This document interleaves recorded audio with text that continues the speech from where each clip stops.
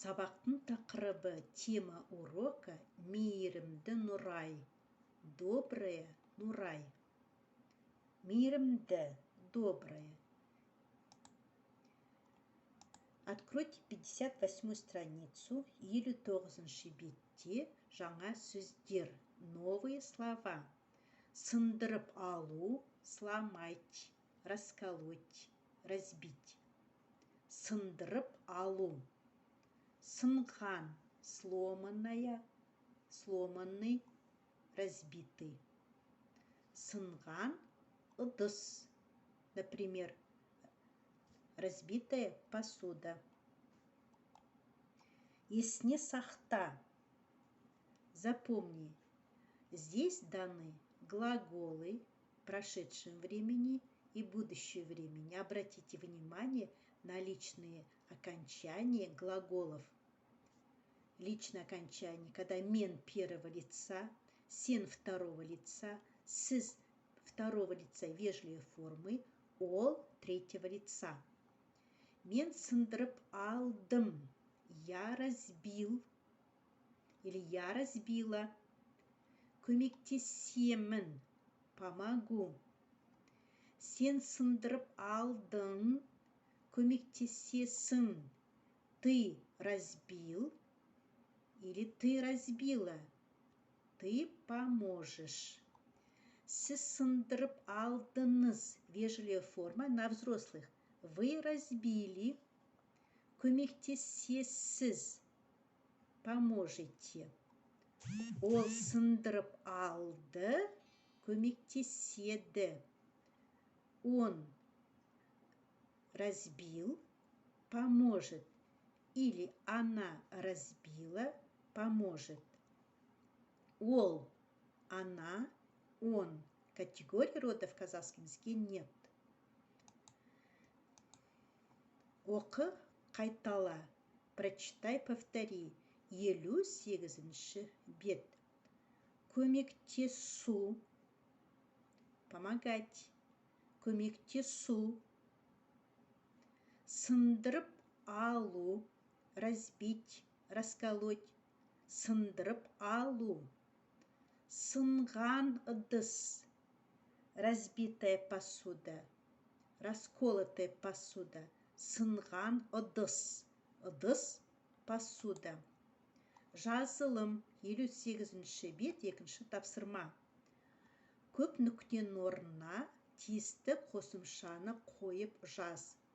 Вместо многоточия поставить, написать нужные қосымша переводятся аффиксы. К аффиксам относятся либо суффиксы, либо окончания. На казахском жалғау – это окончание, жұрнақ – это суффикс. Зере анасына көмектесті. Слово мягкое и суффикс тоже мягкий. Көмектесті. После глухого пишется первоначальный звук аффикса, тоже глухой. Зере анасына көмектесті. Зере помогла маме. Ол гүлге су құйды. Она полила цветы. Гүлге. Ыдысты жуды. Ыдысты жуды. Ыдысты. Посуду помыла. Помыла посуду. Сен ыдысты сындырып алдың. Сындырып алдың. Ты разбил или разбила посуду. Әкесі тағаны 3 тиынға сатты. Отец подкову продал за 3 копейки. 59 бет, 3-ші тапсырма оқылым. Нұрай өте мейірімді қыз. Нұрай очень добрая девочка. Ол бүгін әжесіне көмектесті. Она сегодня помогла бабушке. ыдысты жуды, помыла посуду. Бір ыдысты сындырып алды, разбила одну посуду. Нұрай сынған ыдысты әжесіне берді. Нұрай отдала бабушке разбитую посуду. Әжесі, кім сындырды, деп сұрады. Бабушка спросила, кто разбил? Мен, деді ол. Я, сказала она. Нұрай оған жылады. Нұрай расплакалась этому. Жылама, құлыным.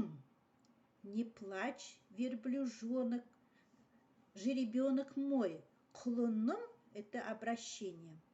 Не плачь, жеребенок мой. Сен өтірік айтпадың. Ты не обманула. Шындықты айттың. Сказала правду. Сен ақылдысың, деді әжесі. Ты умная, сказала бабушка. Айтылым, диалогты толықтыр, 59-шы бет, 4-ші тапсырма. Дополнить диалог. Нұрай қандай қыз? Вы должны уметь задавать такие вопросы и ответить на них. Нұрай какая девочка? Нұрай ақылды, мейірімді қыз. Ол кімге көмектесті? Она помогла кому? Ол әжесіне көмектесті. Она помогала бабушке. Ол нені сындырып алды? Она что разбила?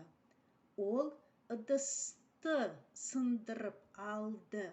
Она разбила посуду. Қандай балалар өтірік айтпайды? Какие дети не обманывают?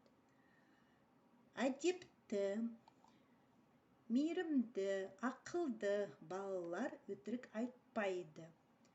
Воспитанные, добрые, умные дети не обманывают.